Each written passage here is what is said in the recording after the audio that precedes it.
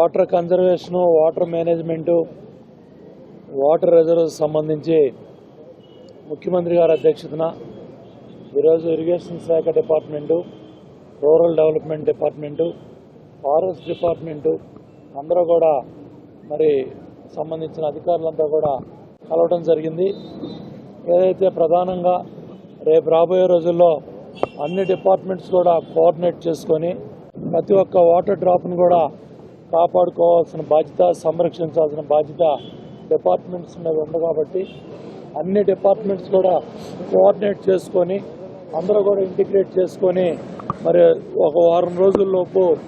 ఒక ఫైనల్ డ్రాఫ్ట్ని, రిపోర్ట్ని తయారు చేయమంటారు జరిగింది. అదేవిధంగా ఉపాధి హామీ పథకం కూడా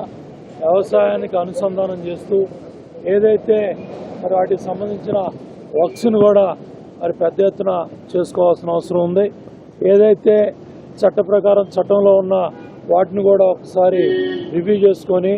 ఏ విధంగా ఈ వాటర్ కన్జర్వేషన్లో జాగ్రత్తలు తీసుకోగలమో అవన్నీ కూడా మరి జాగ్రత్తలు తీసుకోమని చెప్పి కోరటం జరిగింది. డెఫినెట్గా ఏదైతే ముఖ్యమంత్రి గారు మరి వాళ్ళ డైరెక్షన్ ఇచ్చారో దానికి అనుగుణంగా అన్ని డిపార్ట్మెంట్స్ కూడా కోఆర్డినేట్ చేసుకొని అన్ని డిపార్ట్మెంట్ కూడా సమన్వయం చేసుకొని రేపు రాబోయే రోజుల్లో ఒక ఫైనల్ డ్రాఫ్ట్ తయారు చేసి అందులో రేపు రాబోయే రోజుల్లో వర్షాకాలం వస్తూ ఉంది. ఒక పక్క చెరువుల పనులు కానీ,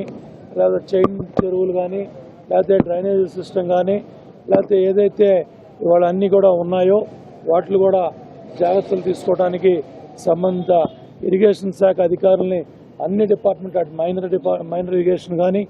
మేజర్ ఇరిగేషన్ కానీ, మీడియం ఇరిగేషన్ కానీ, లేకపోతే ఐడీసీ లిఫ్ట్ల కింద కానీ మొత్తం అన్ని డిపార్ట్మెంట్లు కూడా సమన్వయం చేసుకొని సంబంధిత అధికారులంతా కూడా బాధ్యత తీసుకొని వీటన్నిటిలో కూడా ఇన్వాల్వ్ అవ్వాలి, జాగ్రత్తలు తీసుకోవాలని చెప్పి కోరటం జరిగింది. ఏదైతే ముఖ్యమంత్రి గారు మరి ఆదేశించారో, ఏదైతే ముఖ్యమంత్రి గారు వీటన్నిటిని కూడా సమన్వయం చేసుకొని ఫైనల్ రిపోర్టు డ్రాఫ్ట్ తీసుకురమ్మన్నారో వాటికి అనుగుణంగా వారం రోజుల్లో మళ్ళీ ఒకసారి రివ్యూ మీటింగ్లో ఫైనల్ డ్రాఫ్ట్ ఏ విధంగా ఎట్లా ముందుకెళ్ళేది అవన్నీ కూడా తెలియజేయడం జరుగుతుంది. The people of India have given a massive mandate, cutting across several divides in favor of good governance and development